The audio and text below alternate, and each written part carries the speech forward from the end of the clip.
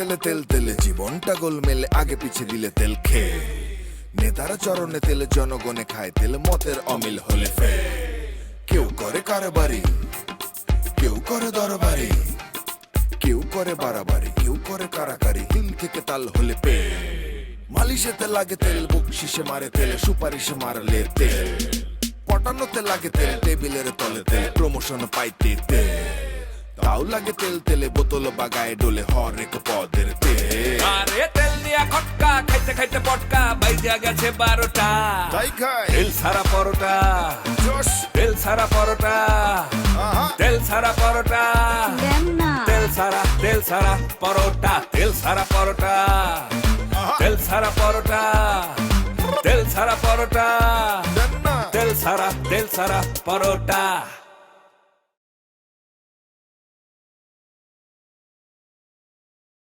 আপনারা যত সুসংগঠিত হবেন, পেশাকে ভালোবাসতে পারবেন, ততই পেশার মানুষের মন আমরা জয় করি। এবং আমরা এও বিশ্বাস করি যে এটা যদি আমরা একবার শুরু করে দিতে পারি তাহলে আমরা হয়তো মরে যাব, কিন্তু আমাদের পরবর্তী জেনারেশন বাই জেনারেশন এসে এই কাজটাকে এগিয়ে নিয়ে যাবে। মরবো কেন? আমরা বেঁচে থাকবার জন্য, ওই লক্ষ্যে পৌঁছানোর জন্যই তো এই কাজটি করছি। না নাটকের কথা কম বলবেন।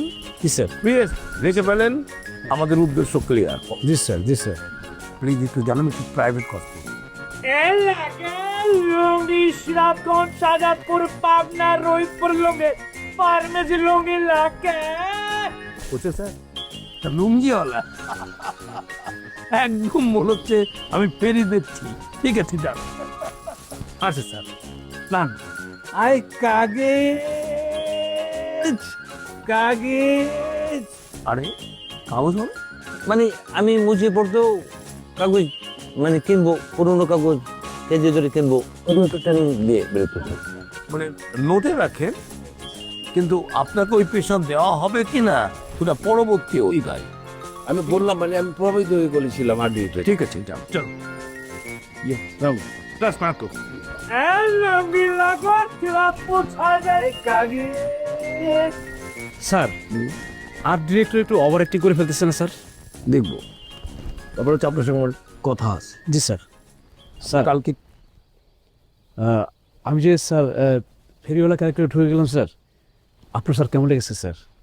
না, ভালো লেগেছে, কিন্তু আপনি আমাকে বারবার বলছেন কি কথা বলবেন, কি কথা বলবেন। ও স্যার ওই কথাটাই স্যার, কথা স্যার আমি তো ক্যারেক্টার স্যার ঢুকে গেলাম, আপনি তো স্যার দেখলেন না স্যার। আমি যখন স্যার পরিপূর্ণ ক্যারেক্টার স্যার ঢুকে গেলাম স্যার, আমি হাড়ি পাতিল নিয়ে স্যার দোকানের সামনে গেলাম স্যার, কেবল স্যার একটু চা খাবো, চা মুখে নিলাম স্যার, একটা বিস্কিট মুখে নিলাম স্যার। ঠিক ওই মুহূর্তে ডিজেল সাহেব ঢুকে গেলেন, ঢুকে গিয়ে আমার গলায় গামছা দিয়ে স্যার এমন ভাবে টেনে এসে নিয়ে গেল স্যার, আর একটু হলে স্যার আমি মারা যেতাম স্যার। এরপর স্যার কি বলে জানেন স্যার? পকেট থেকে স্যার ওইখানে নিয়ে থাপ করে কাটারে ফেলে বের করলো স্যার। এরপরে বললো তোর বুকের মধ্যে আমি চারটা গুলি গুলি করে দেবো স্যার। আমাকে আমি স্যার দৌড়িয়ে স্যার আমার জীবনটা বাঁচিয়েছে স্যার। আমি বুঝলাম না, ডিজেল সাহেব আপনাকে কাটা রাইফেল দিয়ে 5টা গুলি করবে কেন? আমি স্যার বুঝতেছি না আমার কেন ডিজেল সাহেব গুলি করতে চাইবে স্যার। আমি তো স্যার ফেরিওয়ালা ক্যারেক্টার স্যার ঢুকে গেছে স্যার, ঢুকে স্যার ফেরিওয়ালা হয়ে নিয়ে স্যার যার আমি চার দোকানের সামনে আসলাম। একবার ভাবলাম চা খাবো নাকি খাবো না, কি যেন মনে হলো স্যার চাটা খাই, স্যার চাটা নিলাম। হঠাৎ করে দেখি স্যার ম্যাডাম আফরোজা ম্যাডাম, আমি তো ভাবলাম এই চা খাবো না, ডিজেল সাহেব আমাকে সন্দেহ করতে পারে, এড়িয়েই স্যার যাচ্ছিলাম। আবার কি মনে করছে চাটা নিলাম, ঠিক ওই সময় ডিজেল সাহেব ঢুকে গেলে আমার কলার ধরে স্যার। স্যার আমি বলছি বাংলাদেশে এটা একটা বিরাট সংকট, অন্যের পর থেকে সরি স্যার, আপনি যে গল্পটা শোনা যাচ্ছেন আমি এইটুকু বিশ্বাস করতে পারছি না। একটা চায়ের দোকানে ঢুকছেন, চা বিক্রি করছে কে আপনি টের পাচ্ছেন না, আপনি জানছেন না ওখানে ডিজেলের বউ ওখানে বসে আছে, আপনি তার কাছ থেকে চা খাওয়াটা বা সেখানে ঢোকাটা ঠিক হয়নি। এটাকে কি বলে জানেন? এটাকে পরকিয়া বলে। যান পরে দেখতেছি সে ব্যাপার বলবে। যা।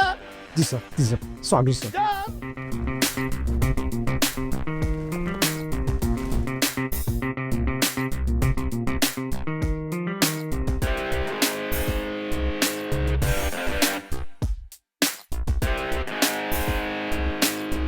তুই ভালো বিকবি। হ্যাঁ, এই বাংলাদেশের যত নারী, যত মেয়ে, যত মহিলা কোন জায়গায় কোন রকম একটা বিপদে আছে, হ্যাঁ, সে হোক ডিভোর্সি হোক তার যে মানে তার বিয়ে হইতেছে না, তো সব জায়গায় তো উদ্ধারকারী জাহাজ হামজাইতে বুকিয়ে লেগে। কি এর লেগে ক তুই কি পরিমাণ মার খেলে তুই ঠিকই আমার বুঝাতো শিল্পী লিপি পপি হ্যাপি সিনথিয়া যত জায়গায় যাবে ফেসবুকে যত জায়গায় যাবে সব জায়গায় তোর কমেন্ট ফেসবুকে যত নারী আছে সবার এখানে তোর একটা কমেন্ট তোর একটা সিম্পেথি তুই এত সিম্পেথাইজ কর এই সোনার পুত তুই কি পরিমাণ মার খেয়ে ভাই আমি কি করবো ভাই বলেন, যারা তো আমার 5 বার ফোন দিছে, কয় কি আপনার ফোন না ধরলে আপনি না আসতে পারে, কয় কি আমি সুইসাইড করবো ভাই, আমি কি করবো ভাই? যারা তোর 5 বার ফোন দিচ্ছে 5 বার ফোন দিছে ভাই, তারা তোর নাম্বারে ফোন দিব কে ফোন নাম্বার পাইছে কই এর আগে সাথীর বিষয়ে তুই কিন্তু ক্যাচাল করছস আমি কিন্তু তোর কিচ্ছু কই নাই তুই কাজী অফিসে গেছস সিদ্দিক কাজী মানে আমি কিচ্ছু কই নাই যারা সুইসাইড করবো না সুইসাইড তুই করবি না যারা করবি না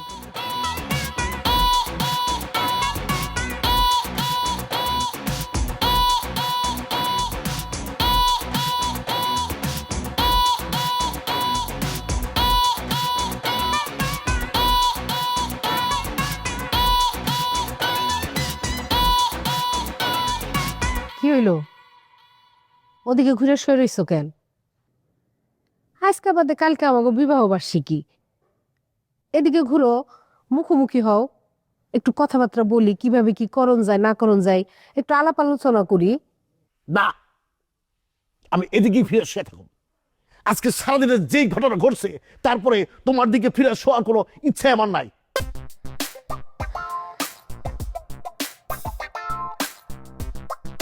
কি ঘটছে কি ঘটছে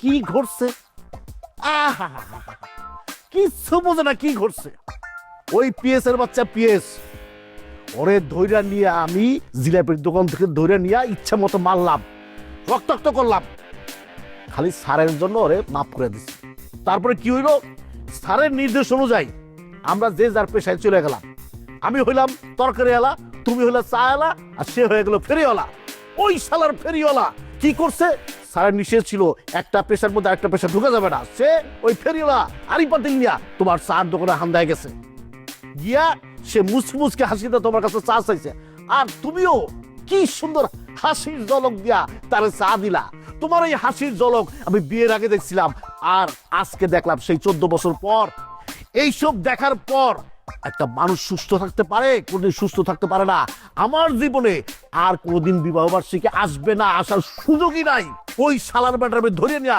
নদীর পারে নিয়ে গেছিলাম আমি ওরে বলছিলাম তোর এখন কাটা রাইফেল দিয়ে গুলি করুম এই কথা কল লগে আমার হাত থেকে চিন্তা ও বাইরে হয়ে গেছে গা নাহলে ঠিক আমি ওরে গুলি করতাম কি হেডমলা মানুষটাইছে গুলি করতাম শোনো এই যে তুমি এত কথা বললা না আমারও কিছু কথা আছে আমারও না তোমার মতো এরকম সন্দেহবাতিক লোকের সাথে থাকার কোনো ইচ্ছা নাই যার মনের মধ্যে এত সন্দেহ তোমার আমি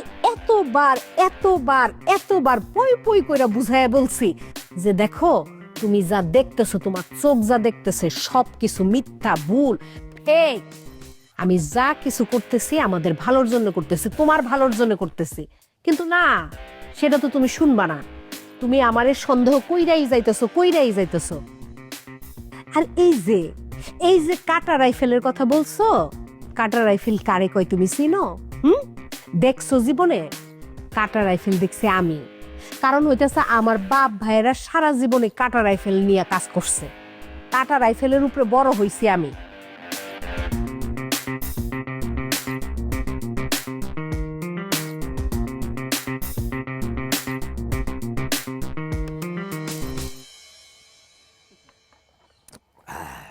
বন্ধু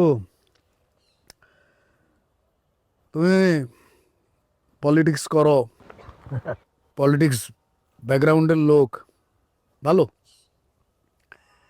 আমার আব্বা তোমার সাথে যেই ব্যবহারটা ওই সময় করছিল আমার কিন্তু ভালো লাগে নাই আমি কিন্তু আব্বার ব্যবহারে তোমার প্রতি আমার এক ধরনের সিম্পেথি কাজ করছিল যে আব্বা তোমাকে আমাদের বাড়িতে ঢুকতে দিবে না আমি ভাবছিলাম যে আব্বার বয়স হয়ে গেছে গা আব্বা কি করতেছে এসব ওই সময় বুঝতে পারি নাই যে আব্বাই ঠিক ছিল আব্বার রাজ ছিল আব্বা তোমাকে বুঝছে বাট আমি তোমাকে বুঝতে পারিনি মানে আরে মানে কি বুঝো না তুমি তুমি পলিটিক্স করো ভালো কথা এই জন্য কি তুমি যে কোনো জায়গায় পলিটিক্স করবা 24 ঘন্টা পলিটিক্সের ভিতরে থাকবা এই মানে তুই কি বলতে চাইছিস বন্ধু, একটু খোলাসা করে বলো তো। আরে বাপ রে বাপ, খোলাসা করে, এই যে তোমাকে খোলাসা করে বলতেছো সেটাও তো একটা পলিটিক্স।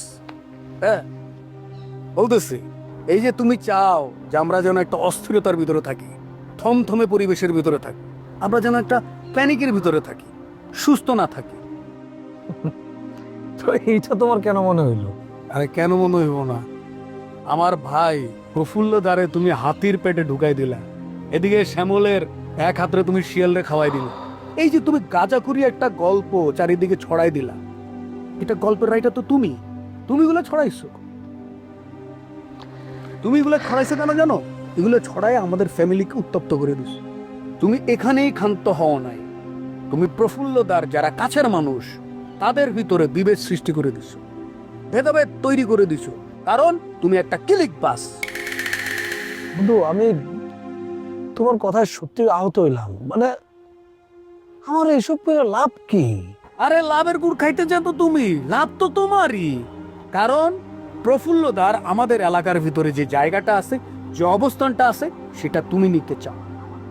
তুমি এখানেই ক্ষান্ত থাকো নাই, তুমি প্রফুল্লদা এবং রহিম রুব্বান এদেরকে পুঁজি করে এলাকার ভিতরে একটা অনুষ্ঠান চালু করতেছো, যেখানে অলরেডি তুমি চাঁদাবাজি শুরু করছো, তোমার আখের গোছানো শুরু করছো। তুমি কি ভাবছো কেউ জানে না, কেউ বুঝে না এগুলা? অলরেডি এগুলা নিয়ে আলাপ আলোচনা শুরু হয়েছে, লোকজন কানা ঘষা শুরু করছে। এগুলা ছাড়ো, ভালো হয়ে যাও। না আমার কোনো আফসোস নাই, কোনো কষ্ট নাই, কারণ শেষ পর্যন্ত তুমি মুসাফির আমারে এই অভিযোগে অভিযুক্ত করলা। তোমার আব্বা ভুল বুঝে আমারে ঘর থেকে বাইর করে দিছে, অসুবিধা নাই। আমি প্রফুল্ল প্রফুল্ল প্রফুল্ল প্রফুল্ল করতে করতে আমার প্রেম, আমার পরিবার, আমার সমাজ, আমি সবকিছু ছাড়ছি, তা তো আমার কোনো কষ্ট নাই। তুমি আমার বন্ধু, তুমি আমারে ভুল বুঝলা। মিথ্যার জয়, ভণ্ডদের জয়, প্রতারকদের জয়, সত্যিকারের ক্লিকবাজদের জয়। অসুবিধা নাই বন্ধু, আমার বিশ্বাস তুমি একদিন সমস্ত ভুল বুঝে আমারে ফোন করবা, কাছে রাখবা, তখন হয়তো সময় অনেক পার হয়ে যাব। যাই,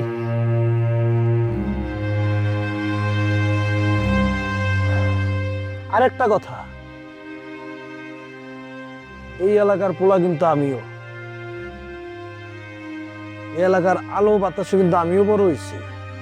হ্যাঁ, হিস্সায় তোমার যদ্দূর আমার উদ্দূর, যে যেমনে পারে আগায় যেতে হইব, কম বেশি যোগ্যতায় হবে, হিসাব বরাবর।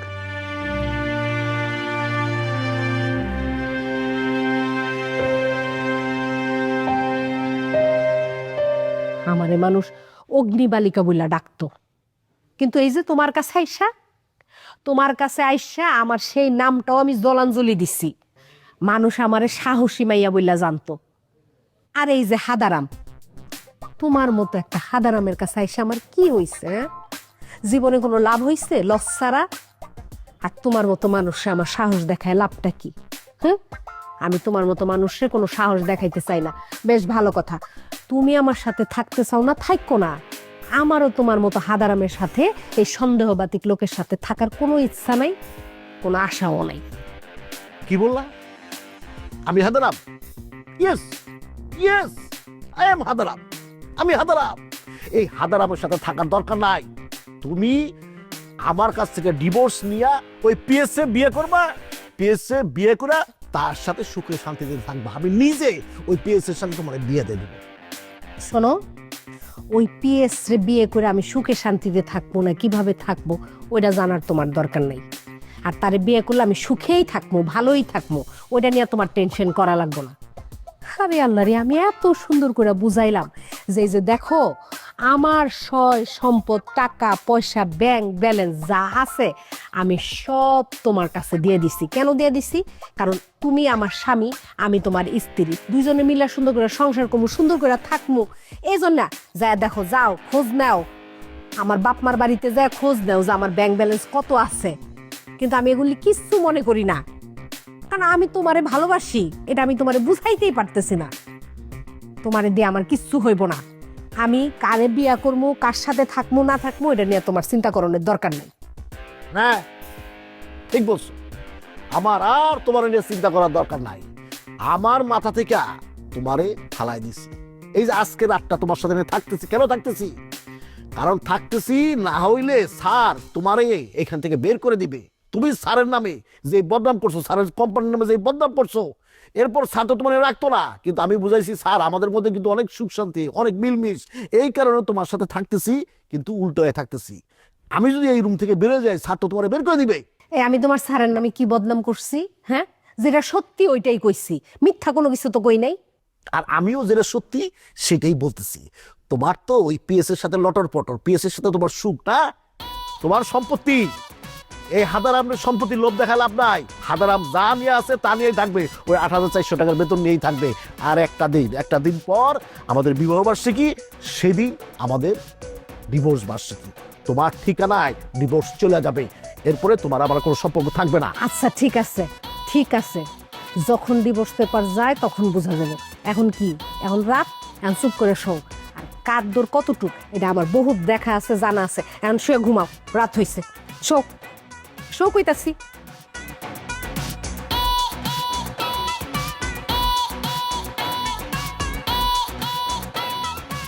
যে যেরকম তার সাথে ওরকমই করা উচিত। এত বুঝাইতাছি না, সে বুঝবই না কোনো কিছু। সত্যটারে মিথ্যা বানাইবো, মিথ্যাটারে সত্য বানাইবো। ভাল লাগে না এসব। এই বাংলায় আসার পর থেকে তোর মার সঙ্গে আমার চমৎকার কথাবার্তা হচ্ছে।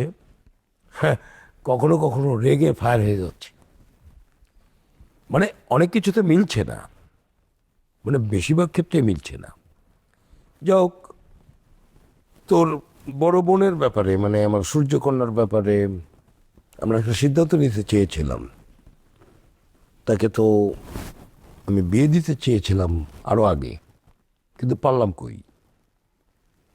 এখন মনে করি আমি, তোর মার সঙ্গে কথা হয়েছে, তোর ব্যাপারে একটা সিদ্ধান্ত নিতে চাই।